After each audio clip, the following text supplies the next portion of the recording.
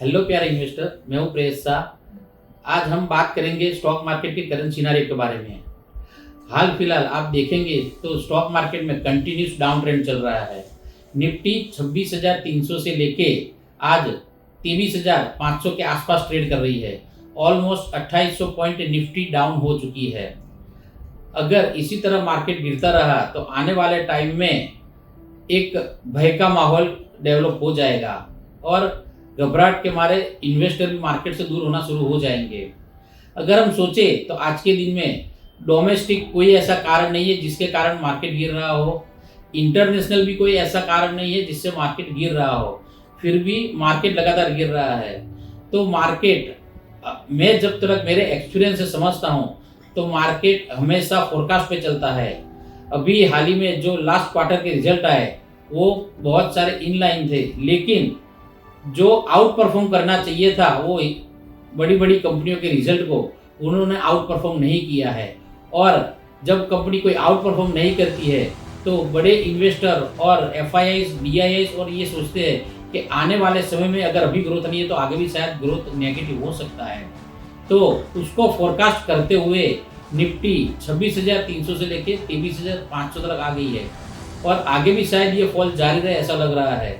लेकिन जो कंपनी अभी अच्छे वैल्यूएशन पे अवेलेबल है और ऑलरेडी आउट परफॉर्म किया है गिरने में, जिसने गिरने में आउट परफॉर्म किया है और ऑलरेडी अट्रैक्टिव वैल्यूएशन पे आ गई है, उसमें थोड़ा बहुत बाइंग करना चाहिए। हो सकता है आगे और भी 10-15% वो कंपनी का प्राइस गिर सकता है, लेकिन कहाँ पे गिर के अटकेगा वो कोई बता नहीं सकता है। तो हमको थोड़ा थोड़ा स्टॉक वही कंपनी में जो अट्रैक्टिव वैल्यूएशन पे उस पर एक्यूमुलेट करना चाहिए।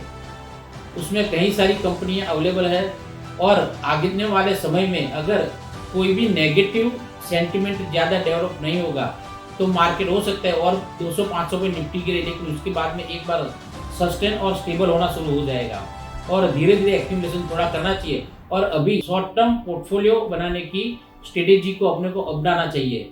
अगर हमको 5-10% भी रिटर्न मिलता है नए स्टॉक लेने के बाद तो उसमें से फिर एग्जिट ले लेना चाहिए और इस तरह से प्रॉफिट इकट्ठा करना चाहिए। और लॉन्ग टर्म का पोर्टफोलियो बनाने का अभी कोई व्यू नहीं बैठ रहा है, क्योंकि जब तक कंपनियों के रिजल्ट आउट परफॉर्म करना शुरू नहीं करेंगे और नया कोई भी पॉलिटिकल डेवलपमेंट नहीं होता है या नया कोई भी अनाउंसमेंट गवर्नमेंट की तरफ से नहीं आता है, तब तक हम कोई भी नया रिस्क नहीं ले सकते हैं। मैं इन्वेस्टर आपको एक तरीके से सावचेत भी करना चाहूँगा और आपको मोटिवेट भी करना चाहूँगा। सावचेत इसलिए करूँगा कि जो भी कंपनी अभी भी ओवर वैल्यूएड है और जो कंपनियां अभी भी हाई रिस्क लेवल पे चल रही है वो 100% सेल करनी चाहिए। और जो कंपनी अभी ओवर गिर चुकी है, मतलब कि जिसको गिरना नहीं है, जैसे मैं एक एग्जांपल दूंगा टाटा मोटर को, तो टाटा मोटर उसके हाई से आप देखेंगे तो 400 रुपया निकल चुकी है, मतलब कि ऑलमोस्ट 33% डाउन हो चुकी है, जबकि इंडेक्स 33% डाउन नहीं हुआ है। तो वैसी कंपनियां ढूंढ के हमको हमारे पोर्टफोलियो में ऐड करनी चाहिए। और मैं ओवर वैल्यूड कंपनी का आपको एग्जांपल देना चाहूँगा, जेएसडब्ल्यू स्टील। आज के दिन में 32-35 के पीई के ऊपर वो मेटल की कंपनी चल रही है। हालांकि मेटल की कंपनी कभी 10-12 से पीई के ऊपर नहीं चलती है। तो जो ओवर वैल्यूड कंपनी है उसको सेल करना चाहिए और जो अंडर वैल्यूड कंपनी है उसको बाय करना चाहिए। ये एग्जाम्पल से मैंने आपको समझाया है। और ऐसे ही और एग्जाम्पल समझना हो तो मेरे वीडियो को लाइक कीजिए, शेयर कीजिए और सब्सक्राइब कीजिए।